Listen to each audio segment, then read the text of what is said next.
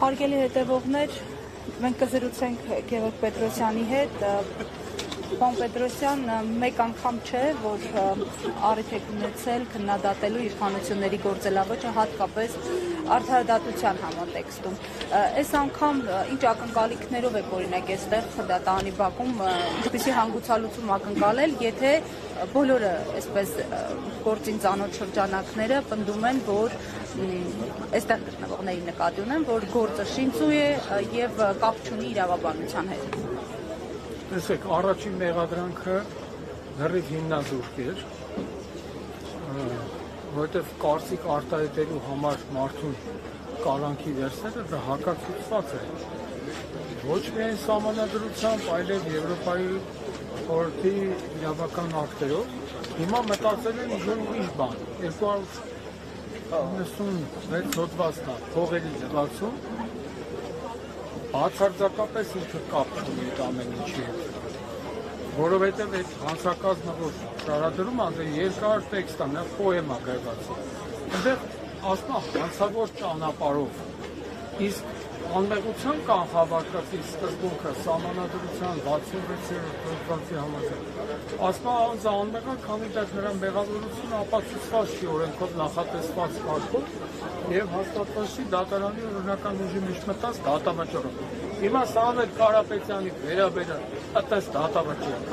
որ հիմա իրան բերեն մի հատ ուրիշ մեղադրանք փողերի լվացում ներկայացնել։ Սա ակնհայտ քաղաքական հետապնդում է։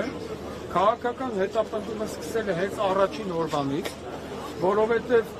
Եվրոպայի խորհրդի խորհրդարանական վերաժողովը 2012 թվականի բանաձևը հաստատել, որ կարծիք արտահայտելու համար մարդուն հետապնդելը, անհամաչափ արդարություն կիրառելը, անհամաչափ քրեական ներգործություն կիրառելը, սա նշանակում է քաղաքական բանտարկյալ։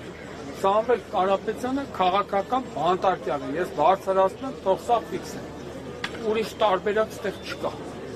Պարոն Պետրոսյան, քաղաքական հետապնդումները պատասխանատու են նաև հոգևորականների նկատմամբ։ Հոգևորականների նկատմամբ էլ է շարունակվում,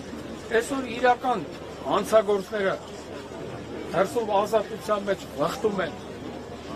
ազատության մեջ կյանքը վայելում են, բայց հայրենանավեր մարդիկ այսօր անազատության մեջ են։ Սա է Նիկոլ Փաշինի Հայաստանը, նոր Հայաստանը, իր քինել բրդելը ասում են 4-րդ Հայաստան ստեղծել։ Արա դու իբր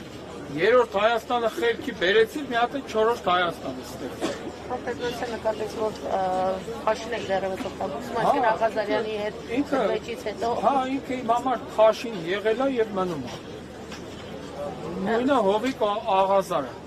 նույնը Երկոտանի ազգային ժողովի մանդատակի, որ առանց ամաչելու, որ հարցնում է լրագրող ասում է չի չէ, հրաժարական տարի, ասում է բա վարկերս ոնց փակեն։ Այսինքն այս մարդը ազգային ժողովին վերաբերում է որպես վարկատու կազմակերպություն։ Իր համար կապ չունի, որ ազգային ժողովը սահմանադրության համաձայն օրենսդիր մարմին է։ Ինքը ազգային ժողովին վերաբերում է որպես իր վարկը փակելու միջոց։ Նման մարդը ինչ գործ ունի ազգային ժողովում։ Հովիկ Աղազարի մասին է խոսքը։ Դե Նիկոլ Փաշինն էլ ընդհանրապես անելիք չունի իր տեղում։